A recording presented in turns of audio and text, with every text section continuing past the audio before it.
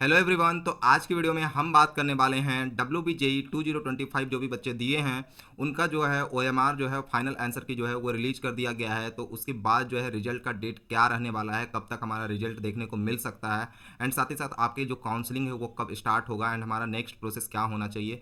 ठीक है, इन टॉपिक पर हम डिटेल में डिस्कशन करने वाले हैं। तो वीडियो को स्टार्टिंग से लेकर के लास्ट तक जरूर देखना, स्किप नहीं करना। ठीक है, तो स्टार्ट करते हैं इसी के साथ आज की वीडियो को। देखो, सबसे पहली बात आती है हमारे कि रिजल्ट जो डेट है वो कब आने वाला है। तो देखो 24 मई को आपका जो रिस्पॉन्स सीट का जो फाइनल रिस्पॉन्स सीट था वो आपका क्या कर दिया गया है, रिलीज कर दिया गया है।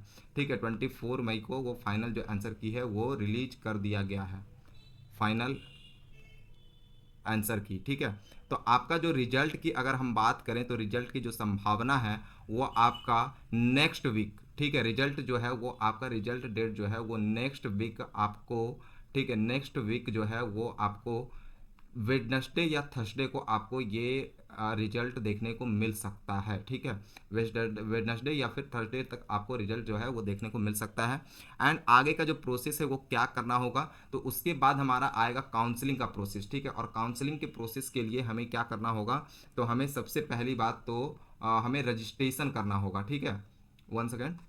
तो देखो, काउंसलिंग स्टार्ट जब होगा तो काउंसलिंग के टोटल 3 फेजेज होते हैं। ठीक है, पहला तो होता है आपका राउंड 1। ठीक है, राउंड 1 होता है, और दूसरा जो होता है वो आपका उसके बाद होता है राउंड 2। ठीक है, एंड देन फिर जो सीट्स बच जाता है वो आपका चला जाता है किसके अंदर, मॉपअप के अंदर। ठीक है, मॉपअप के अंदर। तो देखो कैसे कैसे प्रोसीजर है। देखो राउंड 1 का जो प्रोसीजर है वो कुछ इस तरीके से है कि देखो सबसे पहले आप क्या करोगे, रजिस्ट्रेशन करोगे। ठीक है, रजिस्ट्रेशन, नया रजिस्ट्रेशन होगा आपका। ठीक है, जब जैसे ही रैंक कार्ड रिलीज होगा तो देखो इंपॉर्टेंट बात है कि अपना रैंक कार्ड जो है वो किसी के साथ भी शेयर नहीं करना है, किसी के साथ शेयर नहीं करना है। अदरवाइज अगर वो रजिस्ट्रेशन कर लेता है देन आप रजिस्ट्रेशन नहीं कर पाओगे एंड आपका काउंसलिंग नहीं हो पाएगा। ठीक है, राउंड 1 के लिए रजिस्ट्रेशन करोगे, देन उसके बाद चॉइस फिलिंग आपका होगा, चॉइस फिलिंग के बाद आपका चॉइस लॉकिंग होगा। ठीक है, चॉइस फिलिंग होगा, उसके बाद आपका क्या होगा, चॉइस लॉकिंग होगा। ठीक है, चॉइस लॉकिंग होगा, एंड चॉइस लॉकिंग के बाद फिर आपका जो है चॉइस लॉकिंग के बाद फिर फाइनल जो है वो राउंड 1 का जो रिजल्ट है वो रिजल्ट क्या होगा, रिलीज हो जाएगा। आपको क्या अलॉट हुआ है या नहीं अलॉट हुआ है वो आपको राउंड 1 रिजल्ट के अंदर आपको देखने को मिल जाएगा। ठीक है, उसके बाद का जो प्रोसीजर होगा, अगर बच्चे को, ठीक है, मान लो कोई कॉलेज मिल गया। ठीक है भाई, मान लो कोई मान लो आपने 5 कॉलेज डाला, 1 2 3 4 और ये 5, 5 कॉलेज आपने मान लो डाला है। ठीक है, 5 कॉलेज में जैसे मान लो आपको ये 4th नंबर वाला कॉलेज मान लो क्या हो गया, अलॉट हो गया। या तो अगले जो मतलब कोई दूसरा कैंडिडेट है जिसको स्टूडेंट है जिसको कोई भी अलॉटमेंट नहीं हुआ है, नो अलॉटमेंट, इस केस में क्या होगा भाई, तो देखो जो इसका अलॉटमेंट हो गया है उसको तो जाना होगा सबसे पहले कहाँ, कॉलेज। कॉलेज में जाकर के आपको वेरिफिकेशन कराना होगा। कॉलेज में जाकर के आपको क्या कराना होगा, वेरिफिकेशन कराना होगा। और वेरिफिकेशन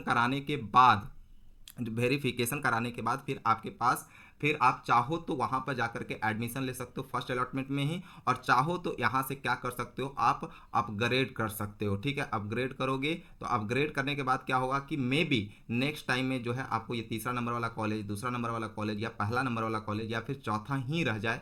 ये दो चीज़ हो सकता है। अगर नहीं अलॉट हुआ है तो उनको कुछ करने का जरूरत नहीं पड़ेगा, ऑटोमेटिक वो राउंड 2 में पार्टिसिपेट कर जाएंगे। ठीक है, उसके बाद फिर क्या होगा कि जब राउंड 2 का रिजल्ट आएगा उस केस में क्या होगा कि या तो आप एडमिशन लो या फिर आप एक रिस्क ले सकते हो मॉपअप राउंड के लिए, क्योंकि काफ़ी सीट्स मॉपअप राउंड के अंदर भी बच जाते हैं। बहुत कम सीट्स नहीं रहता है, लेकिन हाँ इतना सीट्स होता है कि आप चांस ले सकते हो। अगर मान लो आपको मन पसंदीदा कोई कॉलेज नहीं मिला तो, या फिर किसी भी बच्चे को अलॉट नहीं हुआ तो मॉपअप के लिए अगेन आपको फिर से न्यू रजिस्ट्रेशन करना होगा। ठीक है, न्यू पेमेंट करना होगा।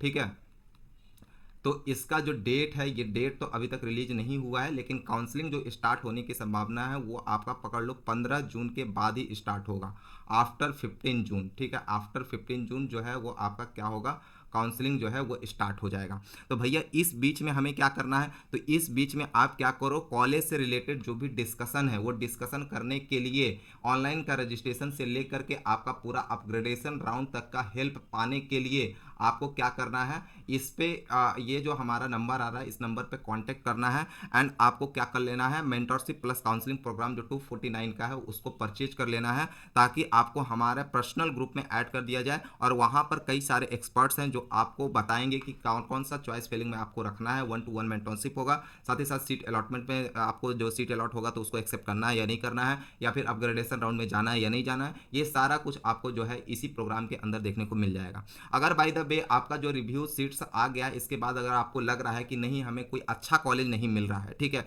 आई don't got any top college, then आपको क्या करना है, टॉप कॉलेज के अंदर एडमिशन लेने के लिए डायरेक्ट एडमिशन के लिए प्रोसीड आपको कर जाना है अभी के अभी, ठीक है, क्योंकि सीट्स काफ़ी कम बचे हुए हैं टॉप के कॉलेजेज में। आईएम जैसे कॉलेज में तो सीट्स काफ़ी ज़्यादा फुल हो चुका है, लगभग 40% सीट फुल हो चुका है, ठीक है, जो मतलब जितना मैनेजमेंट कोटा का जो सीट होता है, ठीक है, उसमें से लगभग आपका पकड़ लो 90% सीट जो है वो फिल हो चुका है, 10% सीट बचा हुआ है जो कि आपका यहाँ पर एडमिशन हो सकता है।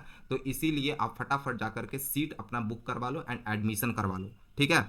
चलिए, तो ये था हमारा पूरा प्रोसीजर कि नेक्स्ट प्रोसेस हमें क्या करना है, तो ये सारा कुछ मैंने डिटेल में बता दिया। मिलते हैं नेक्स्ट वीडियो में, तब तक के लिए bye bye and take care. Channel पे पहली बार हो तो चैनल को सब्सक्राइब करना एंड वीडियो को लाइक करना।